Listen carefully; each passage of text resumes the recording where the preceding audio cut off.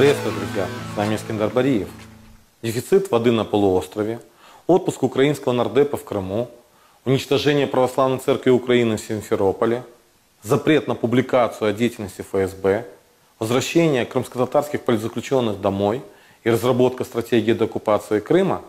Об этом подробнее поговорим в 47-м выпуске блога Liberate Crimea. Тема нехватки воды на полуострове снова и снова становится топовой не только в оккупированном России Крыму, самой России, но и в Украине. На прошлой неделе синоптики оккупированного Крыма заявили, что на полуострове продолжает уменьшаться объем воды. До начала августа суммарный объем воды составил 74 миллиона 860 тысяч кубометров, что на 8 миллионов 450 тысяч кубометров меньше, чем месяц назад. Кроме того, из-за длительного недобора осадков в верховьях большинства основных рек наблюдались очень низкие уровни воды, а две реки Альма и Карасу находятся на грани пересыхания.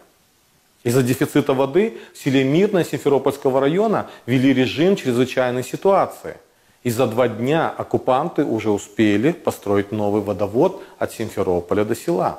Россия решила снова обвинить в проблемах с водой Украину и призвала ЕС обратить внимание на якобы антигуманные действия Киева по перекрытию подачи воды в оккупированный Крым. А украинский премьер-министр Денис Шмыгаль в программе «Субботнее интервью Радио Свободы» заявил, что Украина обеспечит Крым водой в случае гуманитарной катастрофы, но поставлять воду оккупантам, оккупационным войскам для нужд военных баз никто не будет. Очередное заявление премьер-министра Украины – не что иное, как провокация и вброс в информационное пространство Украины темы о необходимости подачи воды на оккупированный полуостров. Интересно, как же премьер-министр Шмыгаль будет обеспечивать водой Крым и при этом, не контролируя территорию, контролировать подачу воды населению и оккупационным войскам? О какой гуманитарной катастрофе в Крыму говорит премьер-министр Украины, если только за июль месяц Крым посетило более 1,5 миллиона отдыхающих, которые пьют воду, стирают вещи, пользуются душем и ванной. Только в сутки в Симферопольский аэропорт прилетают до 120 крупных пассажирских самолетов. Российская Федерация продолжает проводить военные учения, заправляя водой радиаторы танков и бронетранспортеров. Последние военные учения проводились 7 августа. А также продолжают строить многоквартирные жилые дома и военные казармы. Итак, кому же на самом деле не хватает воды? Населению или оккупантам? Этот вопрос остается открытым. А теперь об оккупированном Крыме как о курорте. 2 августа украинский нардеп от оппозиционной платформы «За жизнь», кум президента Российской Федерации Владимира Путина Виктор Медведчук и его супруга Оксана Марченко въехали в оккупированный Крым на отдых. На самом деле неизвестно, что можно ожидать от данной поездки, поскольку во вторник, 4 августа, по данным сервиса Flight Radar, в оккупированный Крым прибыл самолет Владимира Путина. Так с кем же Виктор Медведчук отдыхает на полуострове и отпраздновал день рождения 7 августа? Почему нет никакой реакции со стороны украинской власти относительно поездки украинского депутата на оккупированную территорию? Неужели это обычное явление в сегодняшних реалиях?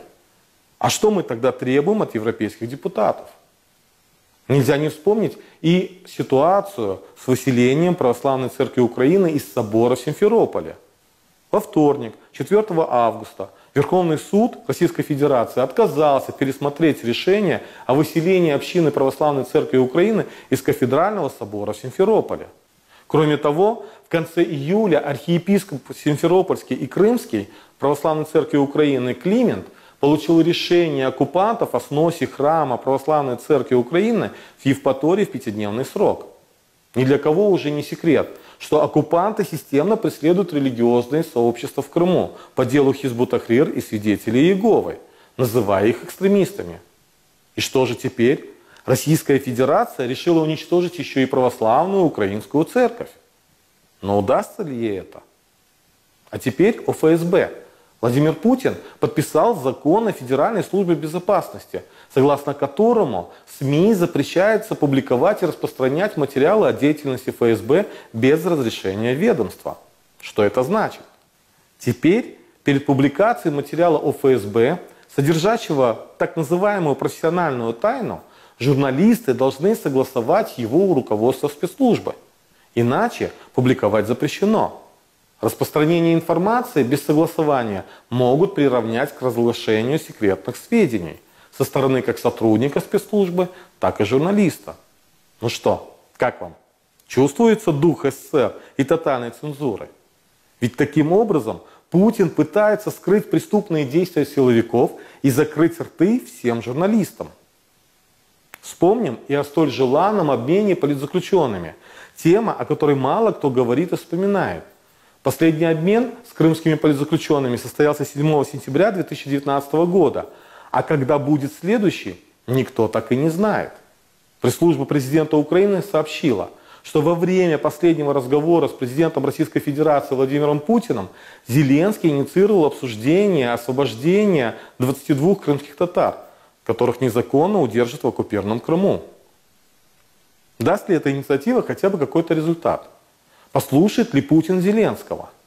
Будем надеяться, что вскоре увидим результат. Уже более чем 6 лет одним из самых актуальных вопросов в Украине остается разработка стратегии деоккупации Крыма. Почему актуален? Потому что документ до сих пор не готов. В четверг, 6 августа, во время еженедельного брифинга в Киеве министр иностранных дел Украины Дмитрий Кулеба заявил, что работа над стратегией деоккупации Крыма не закончена. А 5 августа под председательством вице-премьер-министра и министра реинтеграции Украины Алексея Резникова прошло совещание, на котором органы исполнительной власти скоординировали свои позиции и подходы к стратегии. Сообщается, что вскоре этот документ подготовят и передадут в Совет национальной безопасности и обороны Украины для включения его в общую стратегию, которая будет одобрена и принята. Хотя в то же время ряд высокопоставленных чиновников ранее заявляли, что украинское правительство уже разработало стратегию деоккупации Крыма, однако пока она не является публичной. Так есть стратегия или нет? Что-то чиновники Украины, привыкшие к пустым популистским заявлениям, уже сами запутались. Готова ли стратегия? Только обсуждается или ее вообще нет? Надеемся, что ответ мы получим хотя бы к 7-летию начала оккупации украинского полуострова. Боритесь за Крым, боритесь за Украину. Чем больше людей будет знать правду о Крыме, тем больше шансов его освободить. Желаю мирного неба над головой. До новых встреч!